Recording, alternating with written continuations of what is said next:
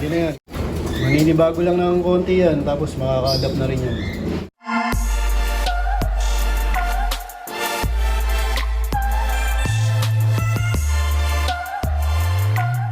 Welcome back mga kalapatids. Maraming salamat sa Kalapatids Breeder and Flyer Mix ni Boss Ronald Gonzales.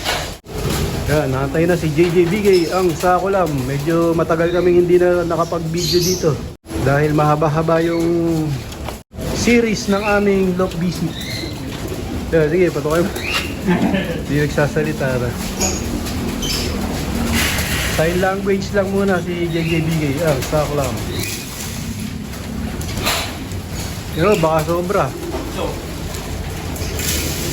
Ayan, takbo mo kanila. Kaya na ni JJ Bigay yung aming mga hen.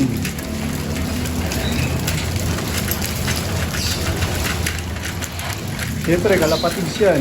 Breeder mix ni Boss Ronald Gonzales. Kaya breeder mix kasi nga naglulugod pa sila mga kalapatids. Para maging maganda at maayos yung kanilang mga balahibo. Tapos dito, ganun din. Breeder mix din yung pinapakain namin. Halos kompleto na nga yung mga balahibo nila o nakapaglugo na sila mga kalapatids. Dito sa aming mga kak o sa aming mga barako. Ayan, katulad yan, yung puti. Ganda na ng balahibo niya. Tapos meron din ako mga nilagay na ano dito, mga young bird. Tingin ko nga ano to, hen. Para mabilis mag-mature. Dito ko sila nilagay sa kak o sa mga barako para parisa ng mga barako. Para mabilis silang pumares. May ano dito, may 4 na young bird o 5. Kaya yung 3 magkakatabi na yan. Mga hen nga lang.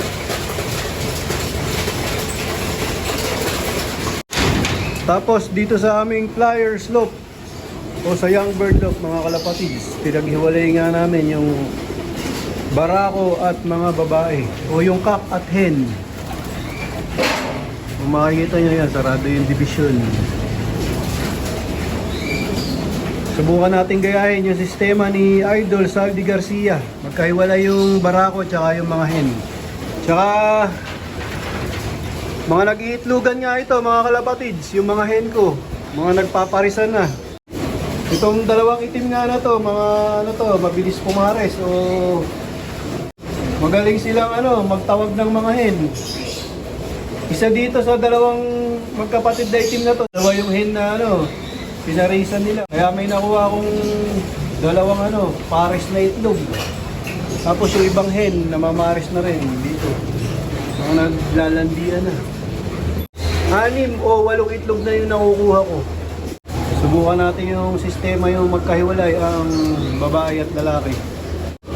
Sanay nga ako na ano na maglaban o magkarera ng magkasama yung babae at lalaki. Ngayon susubukan ko ang magkahiwalay. Medyo ano to, matrabaho. Susubukan natin mga kalapatid. Pag pinaronda, syempre unahin natin yung lalaki muna. Pagpasok ng lalaki, saka natin papalabasin yung mga babae. Bale, ang mangyayari nga dyan mga kalapatids, dito lang sila magkikita. Baga, nakikita sila pero may harang. Medyo matrabaho lang pero pipilitin natin kayanin mga kalapatids. Pero tingin ko pagka nga nasanay na to na kumuha ng kanya-kanyang perch, ano, magiging madali na yung pagpaparonda sa kanila. Pagka nasanay na silang kumuha ng kanya-kanyang bahay, lalo na tong mga barako. Siyempre dito napupunta yan pagka galing dun sa labas. Hindi na sila hahalo dun sa mga hen. Pero susubukan natin.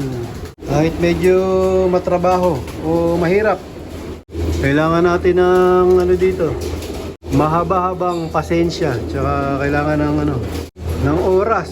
Kasi nga, iintayin mo ano to. Pagka romonda to, iintayin pa pumasok. Tapos saka palang paparondahin yung mga hen. Ayan nga, katulad dito, pares na. Nagtatawag na ng ano, ng hen. Kaya subukan kong paghiwalayin sila mga kalapatids. Tapos dito naman sa ibunan, meron ako mga pinagpares. Nagsalang ako dito ng mga pang stock. Ito yung kay Brother J. De La Paz, yung old line. Sinalang ko na nga mga kalapatid. Tapos itong brown ni Master Pogi na imbrek. Bali ang ipinaris ko nga dyan, yung imbrek din mga kalapatid sa anak ng bupalo. Yung palahi ko. Ang dapat ngang ipapares ko ulit dito yung SBR Banlun. Kaya lang mas parang nakursunadahan kung ito yung ibigay na pare sa kanya. Susubukan ko kung ano yung lalabas na mga inakay nila. Bali, ano to, old line na imbrek. Ito ang kay Master Pogi. Itong sa akin, halo na.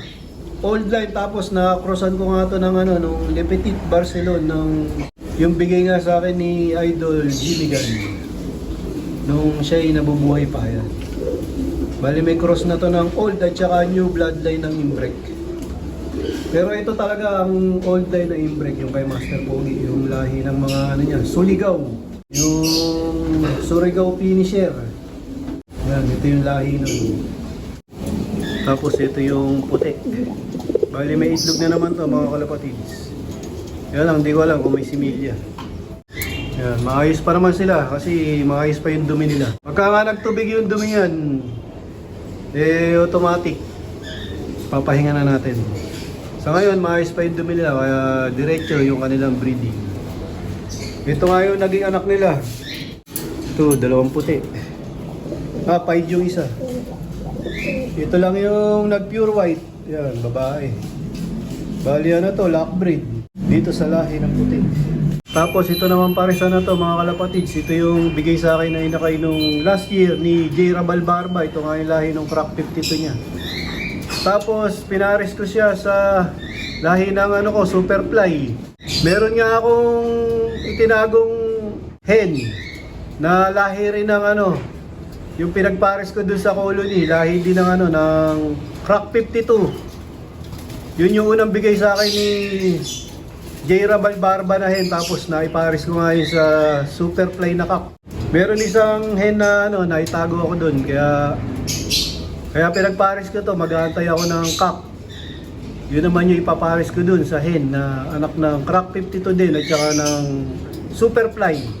Subok tayo ng line breed sa lahi ng crack 52 ni J. Rabal Barba. Bali meron nga akong bagong naisip na ipapares dito kaya ililipat na namin itong dalawang anak ng puti. Ayan, pwede na yan kasi nga medyo may edad-edad na yan. Mahaba na yung mga pakpak nila, tapos tuyong-tuyo na yung ilalim ng kanilang balahibo sa kilikili. Maninibago lang ng konti yan, tapos makaka-adapt na rin yan. Meron akong bisita from Binyan, Laguna. Ako nga pala si Deck Bay, pinsan ni Papi. Napadaan kami rito kay Boss Reggie. Shoutout pala sa misis kong supportive sa aking pigeons. Bakit yung pangalan? Si Charlie Bay. Very supportive. Maraming salamat po. Yun lang. Shoutout mo sila.